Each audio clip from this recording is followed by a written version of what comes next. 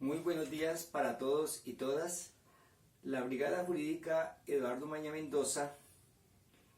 ha elaborado un análisis del auto 033 de la Jurisdicción Especial para la Paz de los casos conocidos como falsos positivos, el cual fue expedido el 12 de febrero del 2021 con el título de hacer público de conocimiento la priorización interna del caso denominado muertes ilegítimamente presentadas como bajas en combate por agentes del Estado. En ese sentido, vamos a explicar el plan de metodología del análisis de este auto para que nos sirva de trabajo hacia las organizaciones de derechos humanos, hacia los abogados, las víctimas y desde luego pues que podamos tener un contexto de lo que es el auto. Primero que todo vamos a mirar los generales que están un poco más implicados en este caso 033, que son Oscar E. González, Luis R. Pico, Juan P. Rodríguez, Jorge Rodríguez y Juan Carlos Pisas. Son los generales que están más comprometidos en los falsos positivos, miembros activos de las fuerzas militares. Lo otro que vamos a definir ¿qué son los falsos positivos? Vamos a analizar todos los considerandos que realizó el auto 033, que nos parecen que son muy importantes. Hacer una reseña pues de las organizaciones de derechos humanos que presentaron los informes a la Jurisdicción Especial para la Paz y explicar un poco la metodología que utilizó la JEP para la priorización de esos casos. En ese mismo sentido, analizar un poco sus casos que están dentro del auto 033, es decir, lo que es el caso Antioquia, en lo que tiene que ver con el cementerio de Dabeiba, el caso Costa Caribe, el caso Norte de Santander, el caso Huila, el caso Casanare, el caso Meta, y pues nos parece muy pertinente también que al final de este video saquemos algunas conclusiones y observaciones y recomendaciones que nos parecen muy importantes para las sugerencias o observaciones que van a hacer las diferentes organizaciones, y desde luego me parece que a nivel general es posible presentar unas conclusiones muy generales. Bueno, entonces es preciso tener en cuenta que antes de que se expidiera el auto 033, esa misma Jurisdicción Especial para la Paz, en la Sala de Reconocimiento de Verdad, de Responsabilidad y Determinación de los Hechos y Conductas, también expidió el auto 005 de 2018, de fecha 17 de abril, 17 de julio, perdón, del 2018, donde aboca el conocimiento del caso 033 a partir del informe número 5 presentado por la Fiscalía General de la Nación, denominado muertes ilegítimamente presentadas como bajas en combate por agentes del Estado. Ese auto, el 005, es muy importante porque podríamos decir que es el elemento fundamental que va a hacer que se expida el auto posterior del 033, donde se plantea pues todo el ordenamiento jurídico que se implementó en La Habana y desde luego en el Congreso de la República posteriormente, para darle fuerza jurídica, legal y constitucional a la JEP para poder desarrollar estas investigaciones en lo que tiene que ver con los falsos positivos. De esa manera es muy importante pues tener en cuenta que la ley 1820 de 2016, conocida como la ley de amnistías e indultos, pues estableció también la posibilidad de que miembros de las fuerzas militares puedan acudir a esa jurisdicción con el objeto de que tengan algunos beneficios siempre y cuando pues se comprometan con el sistema integral de verdad, justicia, reparación y no repetición. Así las cosas, ese primer auto nos registra, por ejemplo, un informe que presentó el CINET, conocido como Noche y Niebla, donde precisamente se empiezan a destacar algunos elementos de los falsos positivos, donde al menos 1.741 víctimas de ejecuciones extrajudiciales fueron presentadas en ese informe. Igualmente, la Fiscalía General de la Nación pues presenta su informe donde hace un análisis que se ubica entre 1985 y el 2016 y muestra una etapa crítica entre el 2006 y el 2008 y presenta desde luego algunas estadísticas que son las que posteriormente van a generar una discusión entre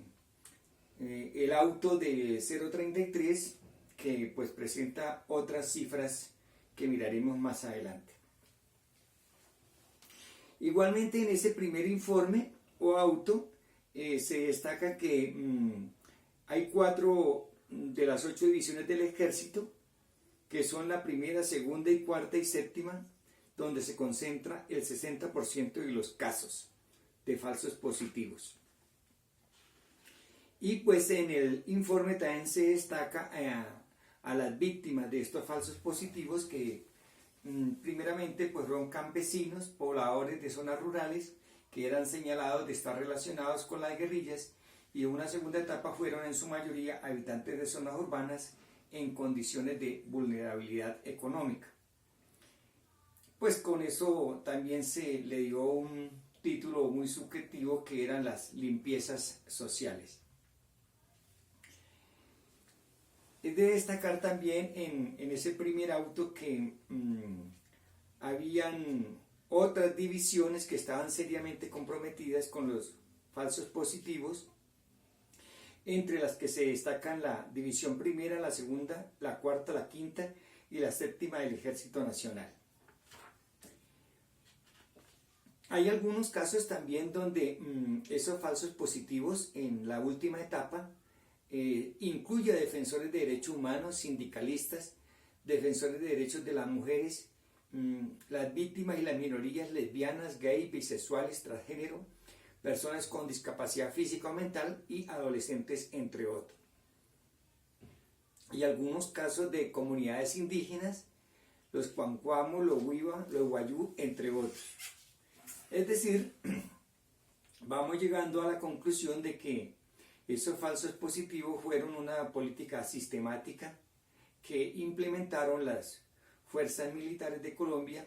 especialmente en el gobierno de Pastrana, con la implementación del Plan Colombia, que tenía como objetivo combatir a las guerrillas y no propiamente al narcotráfico, y es desde allí donde se empieza pues a desarrollar toda una política de beneficios para los miembros de las fuerzas militares que presentaban estas bajas ilegítimas en combate,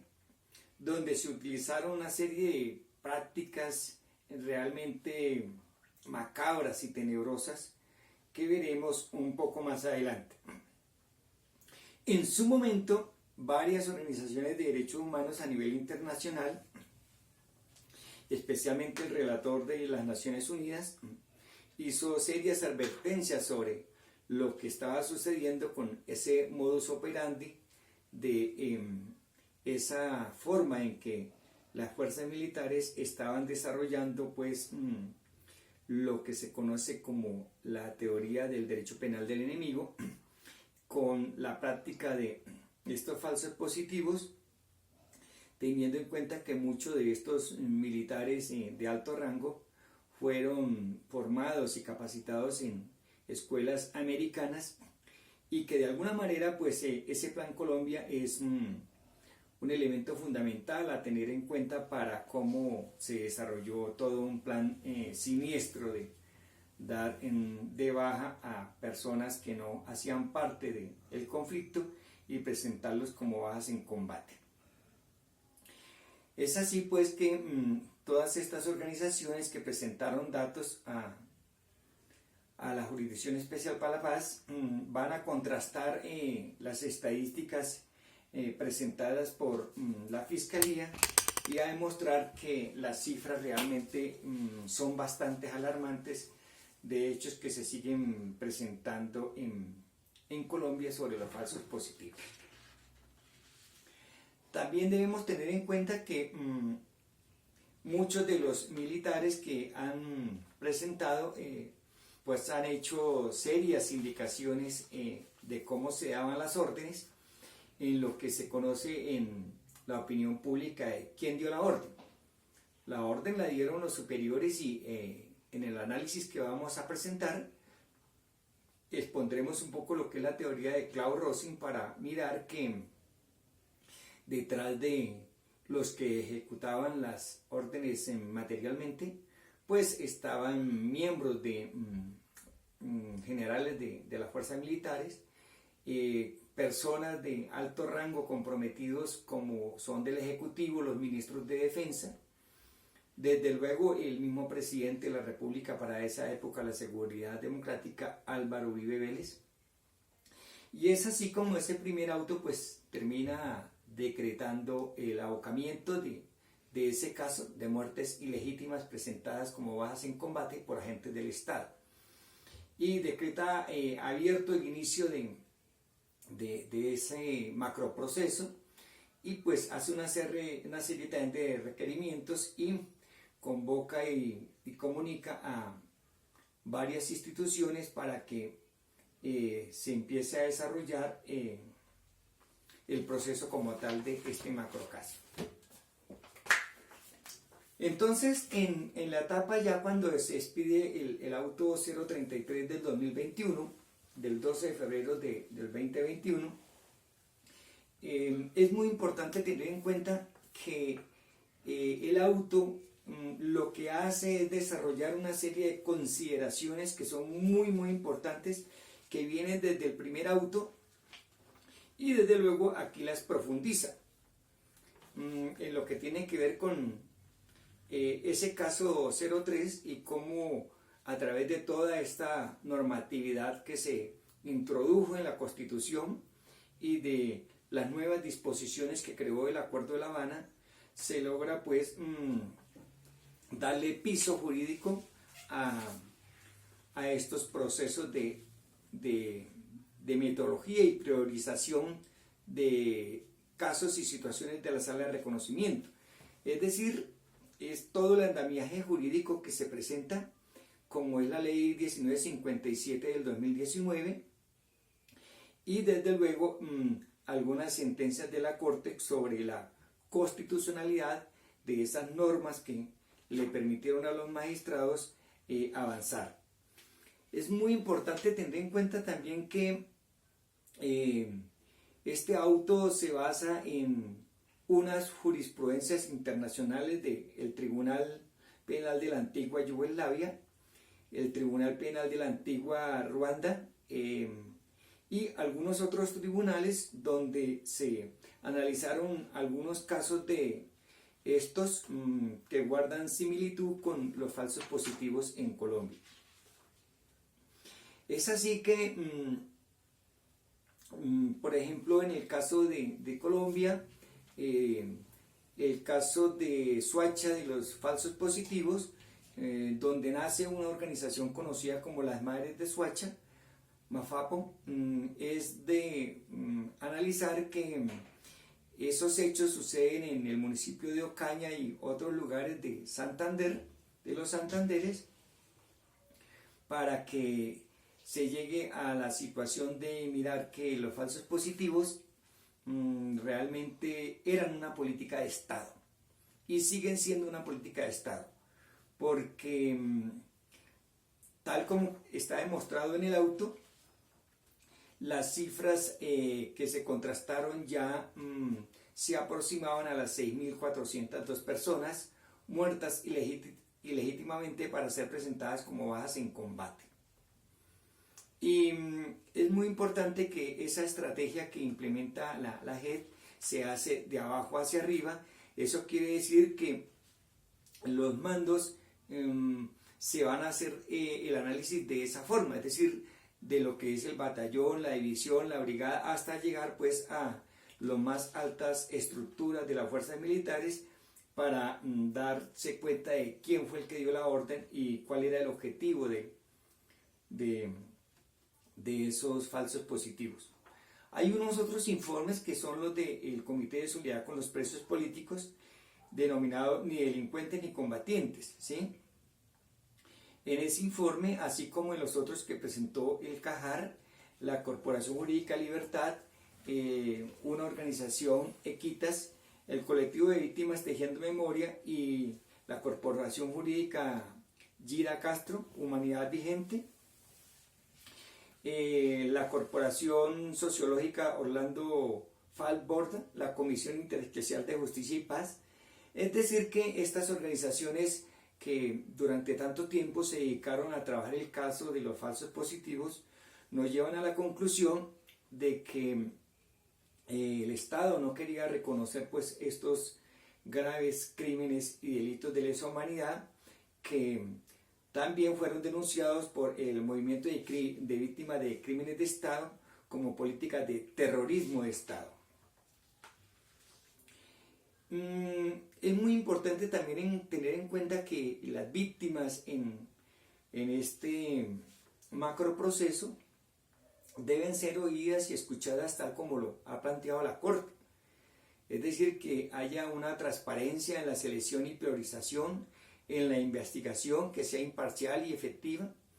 que haya una cumplida y razonable participación y que haya la posibilidad de presentar los recursos como tal. Esto porque de alguna manera algunas de las audiencias han sido prácticamente cerradas en lo que podría llamarse pues como una censura a la prensa y a los medios de comunicación para que el pueblo colombiano conozca qué fue lo que pasó con los falsos positivos. Es muy importante que las víctimas se pronuncien sobre los supuestos de priorización de la investigación. Y es allí donde creo yo que está, como decimos, el nudo gordiano para poder determinar que esa priorización y esa investigación nos va a conducir de que no solamente las fuerzas militares estaban detrás de los falsos positivos, sino que también había mucho interés de organizaciones criminales como los paramilitares, como organizaciones de vigilancia privada en lo que fue en un comienzo las Convivir, que desarrollaron esta política y presentaban a esas personas también como bajas en combate. Esos casos de priorización pues fueron agrupados cuantitativamente los hechos que componen esos casos y se hizo a través de el sistema de análisis de información que presentó los datos de la Fiscalía General de la Nación, así como otras organizaciones, todo lo que fue el Observatorio de Memoria del Conflicto, la Coordinación Colombia-Europa y 32 informes más de otras organizaciones de víctimas. Podemos decir también que toda esa metodología que se utilizó es lo que nos llama a contrastar el primer auto, el 005, con este auto en lo que tiene que ver con las estadísticas, porque no podemos pues alegremente entrar a decir que uno más o uno menos no iba a significar toda esa situación de gran cantidad de personas inocentes que fueron ejecutadas como combatientes y que realmente no lo eran, sino eran civiles. Quiere decir ello que la técnica que se utilizó por parte de la JEP es una técnica especializada desarrollada en el campo de la ciencia de los datos y la estadística, utilizada para unificar o emparejar copias duplicadas de datos. Eso es muy importante porque es lo que va a demostrar que ese sistema americano va a permitir de alguna manera contrastar las cifras y llegar a la conclusión que las cifras no correspondían a lo que decía la Fiscalía, sino que las víctimas a través de las organizaciones de derechos humanos han logrado demostrar que las cifras son más escandalosas, incluso que podían llegar a cerca de 10.000 personas en los casos de los falsos positivos. Los análisis que se hacen por cada uno de los casos es muy importante tenerlos en cuenta. Nos parece que el caso, por ejemplo, de Antioquia en el cementerio de Dabeiba nos muestra que muchos de los falsos positivos también eran enterrados como NN en esos cementerios clandestinos o en fosas comunes, sin que a las personas se les identificara, sino se daban como supuestos guerrilleros dados de bajas en combate. Con el tiempo se ha logrado determinar que muchas de esas personas que estaban desaparecidas y que se encontraron en esos cementerios, pues realmente no tenían nada que ver con su condición de combatientes. Eso nos lleva a pensar que la forma que utilizaron las fuerzas militares para realizar esa situación, en el desorden administrativo que tiene Colombia con respecto a los cementerios en los pueblos, nos puede precisamente llevar a la conclusión que en Antioquia, Meta, Caquetá, Cesar, Norte, Santander, Tolima, Huila, Casanare, La Guajira y el Cauca, se encontrarán en esos cementerios muchas más personas que fueron enterrados como NN en falsos positivos. En los casos también es muy importante tener en cuenta, me parece a mí, el departamento del Casanare. ¿Por qué el departamento de Casanare es muy importante en estos hechos? Porque allí se va a distinguir la forma en que el Gaula, las fuerzas militares, actuaban para realizar estos falsos positivos. Y nos lleva a la conclusión de que una de las observaciones que podemos plantear en las conclusiones: ¿por qué las personerías, las alcaldías, los gobernadores en su momento, qué acción realizaron o no realizaron para mirar responsabilidades desde el punto de vista disciplinario penal? Porque era muy frecuente, por ejemplo, en los pueblos del Casanare encontrar en las mañanas cadáveres tendidos en los pueblos sin que el CTI o alguna autoridad realizara los levantamientos. Prácticamente esos levantamientos los hacían las funerarias. Eso nos lleva a pensar también en que en ese departamento las cifras, como en otros departamentos, Arauca y Meta, van a ser muy altas porque había cierta connivencia de fondo entre las administraciones que eran controladas por los paramilitares o por gobiernos locales del Centro Democrático, entre otros, y realizaban este tipo de acciones con total complacencia de las autoridades civiles. Yo creería que hay que pedir esos informes, por ejemplo, a las personerías y a las diferentes entidades donde por acción o omisión no realizaron ninguna actividad para prevenir al menos y salvar la vida de muchos compañeros. Hay que tener en cuenta también la legislación vigente que estaba para esa época, porque eso nos va a ayudar a comprender el análisis. Es decir, muchos de esos hechos ocurrieron cuando estaba vigente la Ley 600 de 2000 y posteriormente la Ley 906 de 2004. Hacemos referencia al Código Penal y al Código de Procedimiento Penal. Para poder determinar también los mandos que actuaban en esas zonas, los nombres de los comandantes o miembros de las fuerzas militares que estaban para las épocas de los hechos, hay que llamarlos. E igualmente los rangos y las órdenes que impartían. Yo creería que otra de las observaciones que podemos ir adelantando es que las víctimas y sus abogados deben solicitar algunas medidas cautelares en lo que tiene que ver con alguna documentación de carácter reservado, como lo advirtió también el Acuerdo de La Habana. Es posible que por cuestiones de verdad, justicia, reparación y no repetición se puedan solicitar medidas cautelares a algunos documentos que tenían reserva y que van a ser muy importantes para demostrar que era una política de Estado lo de los falsos positivos. El auto también en sus diversos análisis que hacen los subcasos hace y presenta una serie de estadísticas, pero lo importante para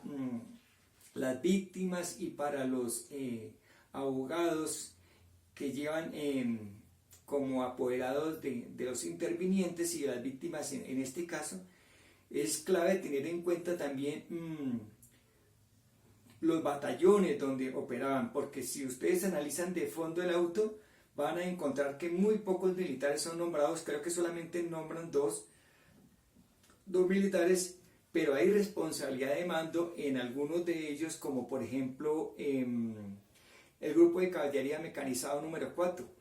el Juan José Corral, la Agrupación de Fuerzas Especiales de Urbanas, la número 5, el Batallón de Infantería número 32, General Pedro Justo Berrío, el Batallón de Infantería número 10, Coronel Atanasio Girardot, y el Batallón de Ingenieros de Combate número 4, General Peronel Ospina, y así sucesivamente. En cada uno de los casos es muy importante tener en cuenta quiénes eran los mandos y cuáles eran las órdenes que se impartían, y solicitar medidas cautelares hacia esos batallones, hacia esas brigadas de esa documentación, para que se pueda contrastar a los responsables que estaban detrás de los que ejecutaban materialmente estos casos. Creemos también que algo muy importante es el papel que cumplió el Instituto de Medicina Legal y Ciencias Forenses. En su momento tuvimos la posibilidad de hablar con las organizaciones sindicales para que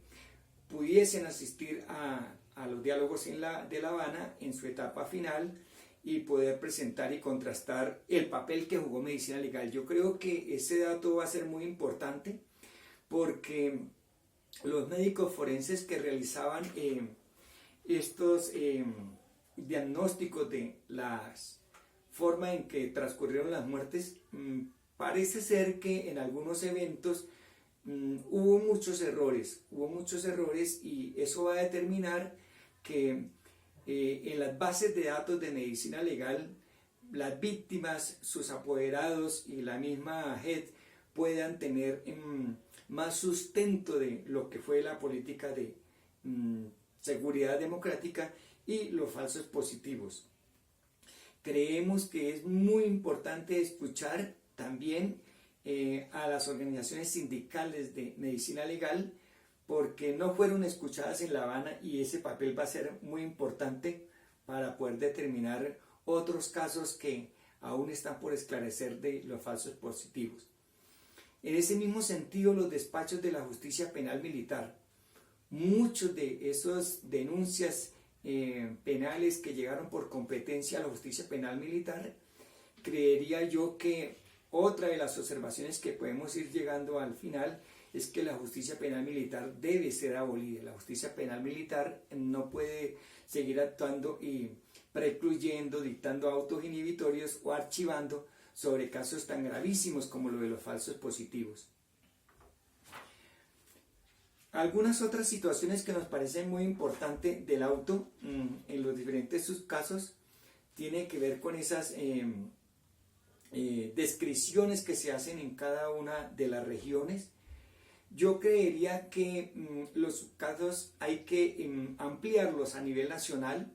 porque al parecer en algunas regiones supuestamente no se presentaron, pero es que no hay una información fidedigna que nos permita decir que en algunos departamentos no hubo falsos positivos. Eso no es verdad. Yo creo que el papel de los abogados y las víctimas es tratar de presentar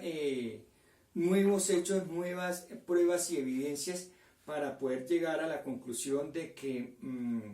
la Jurisdicción Especial para la Paz pueda tomar medidas en lo que tiene que ver con las penas a imponer. Yo pienso que hay una situación que nos parece muy importante de lo que fue la masacre de Mondoñedo como uno de los primeros falsos positivos o ejecuciones extrajudiciales precisamente en la capital de la República, porque eso no fue un combate. Creemos que los policiales que realizaron esa masacre no han contribuido al sistema integral de verdad, justicia y reparación, muy poco han aportado, y la Jurisdicción Especial para la Paz y sus magistrados están en la obligación también de advertir a los comparecientes e incluso de tomar medidas, como ya ha hecho en algunos casos, de excluirlos de la Jurisdicción Especial para la Paz, porque muy pocos se han comprometido con la verdad en estos casos. Me parece a mí que es muy importante que los expresidentes, los ministros de defensa, pueden ser llamados y deberían ser llamados, salvo que pues lo que se acordó en La Habana, ellos no están en la obligación, los expresidentes. Pienso yo que fue otro de los errores de los diálogos, porque en el caso, por ejemplo, de la Argentina, eso demostró que la Junta Militar para esa época, así lo demostró el informe